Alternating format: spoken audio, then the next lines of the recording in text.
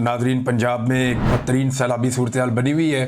पंजाब के 3 ऐसे दरिया हैं जहाँ पे पानी बहुत बड़ी मिकदार में आया और ये इंडिया की सरजमीन से पानी पाकिस्तान में दाखिल हुआ है। इनमें 2 दरिया वो हैं सिंध तास मुआहदे के मुताबिक उनका पानी भारत का हक है, वो उस पानी को रोक सकता है, वहाँ पे वो डैम्स बना सकता है। तो भारत ने वहाँ से पानी छोड़ा है और ये हो सकता है, यानी भारत के लिए ये तो लाजिम था कि इसका पानी वो रोक सकता है, ये तो उसको हक था, लेकिन ये वो बाउंड नहीं था कि वो इस पानी को नहीं छोड़ेगा। हाँ, ये ज़रूर था कि भारत जब पानी को छोड़ेगा तो वो आगाह कर देगा, जी हम पानी छोड़ रहे हैं तो पानी आ रहा है। तो भारत ने कुछ जगहों पे आगाह भी किया, ऐसा नहीं है कि भारत ने बिल्कुल पाकिस्तान को इत्तला नहीं दी और पाकिस्तान को अंधेरे में रखा है, लेकिन ये बारिशें एकदम हुई हैं और बहुत ज़्यादा बारिशें हुई हैं और गुज़िश्ता चंद दिनों से इसकी प्रेडिक्शन मौजूद थी। यानी 19 तारीख को मुझे अच्छी तरह याद है कि ओन अब्बास साहब ने असम्बली में खड़े होकर ये बात बताई थी, सेनेटर ने, कि सैलाबी सूरत पैदा हो रही है और उनके अंदाजे के मुताबिक जनूबी पंजाब और सिंध 1 सितंबर तक डूब जाएंगे और वहाँ पे सूरत बहुत ख़राब हो जाएगी। तो हुकूमत को होश के नाखून लेने चाहिए और उस तरफ तवज्जो देनी चाहिए। तो इसका आइडिया तो था। महकमा मौसमियात जो काम कर रहा था, जो बैनुल-अक़वामी रिपोर्ट्स आ रही थी, वो ये बता रही थी कि यहाँ पे इस रीजन में अनएक्सपेक्टेड रेन्स होंगी, बहुत तेज़ी से बारिशें होंगी, क्लाउड बर्स्ट होंगे और ये जो पानी है ये नीचे की तरफ आएगा और अब वो पानी कश्मीर की तरफ से निकल के नीचे आ रहा है। इसमें जो भारत से पाकिस्तान में पानी दाखिल हुआ दरिया सतलुज में, उसने बहुत बड़ी तबाही फेरी है। पसरूर हो या कसूर हो या आगे बहुत सारे देहात हैं, ये लगभग सैकड़ों देहात हैं जो ज़ेरे आब आ गए हैं और यहाँ पे बहुत नुकसान हुआ फसलों का, क्योंकि ये सारा जो एरिया है ये पंजाब की फूड बास्केट है। यानी अगर मैं आपको ये बताऊँ कि बहावल नगर तक डूब गया है तो ये बिल्कुल दुरुस्त इतला है कि बहावल नगर में भी बहुत सारे जो देहात हैं वो पानी से भर गए हैं और फसलें तबाह हो गई हैं। किसानों के ट्यूबवेल तबाह हो गए, उनकी फसलें तबाह हो गई, उनकी जो खड़ी फसलें हैं उनमें पानी घुस गया है। मशीनरी जो किसानों की है बहुत कीमती, वो तबाह हो गई है।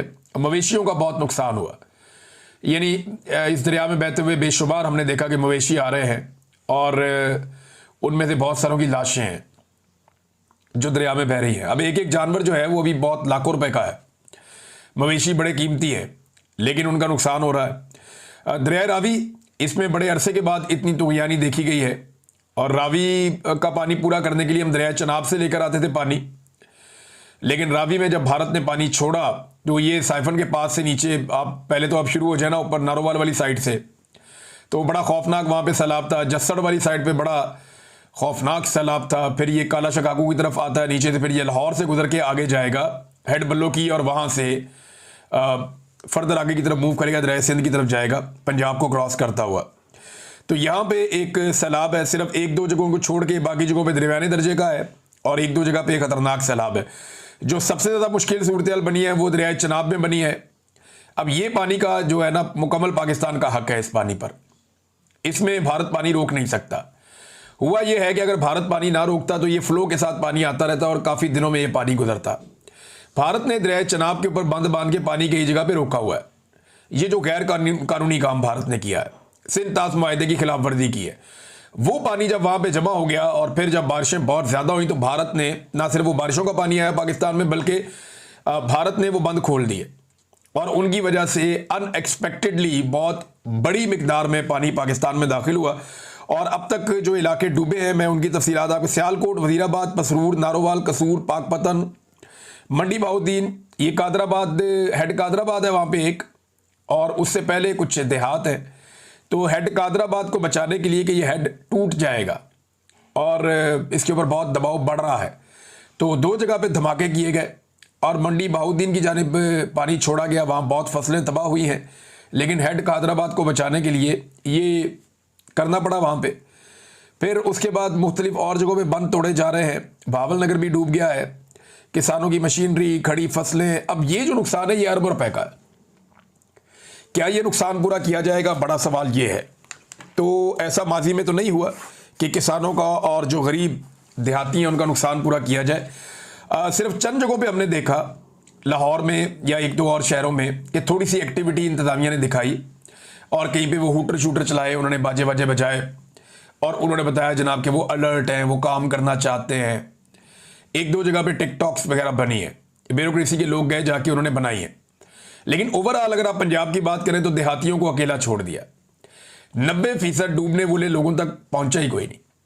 जो 90% से ज़्यादा लोग हैं, मैं जिम्मेदारी के साथ आपको कह रहा हूं, जो रिपोर्टें पूरे पंजाब से आ रही हैं, लोग ये बता रहे हैं कि कोई आया ही नहीं हमारे पास, अभी तक किसी ने हमें पूछा ही नहीं, ना कोई अलर्ट जारी हुआ, ना मसाजिद में ऐलान हुए, ना हमें बताया गया कि हमारे साथ क्या होगा। बस अचानक आनन फानन पानी आया और लोग अपने मवेशी, अपनी कीमती चीज़ें छोड़कर वहां से जाने बचाकर भागे और बहुत बड़ी तादाद में लोग, उनकी एवैक्यूएशन हुई है उनके इलाकों से।